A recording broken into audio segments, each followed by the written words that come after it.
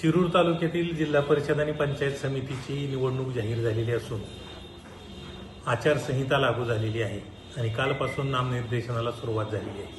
शिरूर तालुक्यामध्ये एकूण 7 मतदान विभाग आणि 14 निर्वाचक गण अशी एकूण 7 गट आणि 14 गणाची निवडणूक होणार आहे. साधारण 337 मतदान केंद्रही यासाठी आम्ही निश्चित केलेली आहे. या 337 मतदान केंद्रासाठी 35 क्षेत्रीय अधिकाऱ्यांची नेमणूक आम्ही केलेली आहे. त्यांची बैठक पण पार पडलेली आहे.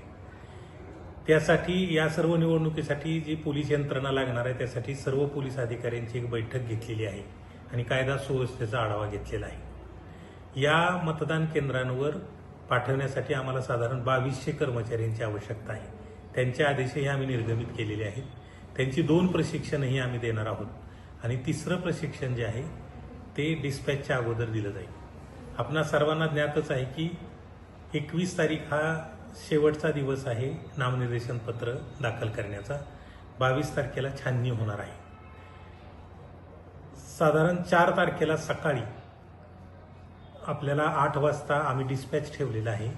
ते वखार महामंडळाचं MIDCचं गोडाऊन जे कारेगावचं, त्या गोडाऊन नंबर 2 मध्ये आमची स्ट्रॉंग रूम आहे आणि 3 मध्ये आमची मतमोजणी होणार आहे. तिथूनच आपण हे सर्व साहित्य डिस्पॅच करणार आहोत.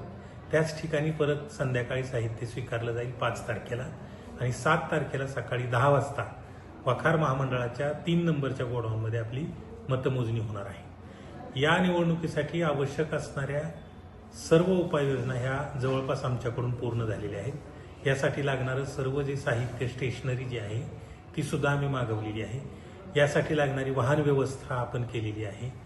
आचारसंहितेचं काटेकोर पालन करण्यासाठी SST, VST, FST ही जी पथकं आपल्याला स्थापन करावी लागतात, खर्चासाठीचं पथक स्थापन करावं लागतं, ते सुद्धा आपण केलेलं आहे. याशिवाय उमेदवारांना मतदार यादी पुरवण्याचं कामही आमच्या कार्यालयामार्फत या ठिकाणी होत आहे. उमेदवारांना लागणाऱ्या वेगवेगळ्या परवानग्यासाठी 1 खिडकी सुविधा कक्ष सुद्धा तहसील कार्यालयामध्ये स्थापन करण्यात आलेला आहे.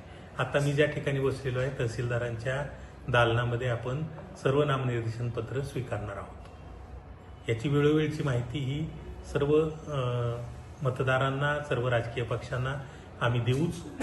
कुठल्याही मतदान केंद्रावर मतदाना दिवशी मोबाईल फोनचा वापर करता येणार नाही. किमान सुविधा ज्या मतदान केंद्रावर पुरवाव्या लागतात त्या निश्चित प्रशासनामार्फत पुरवल्या जातील.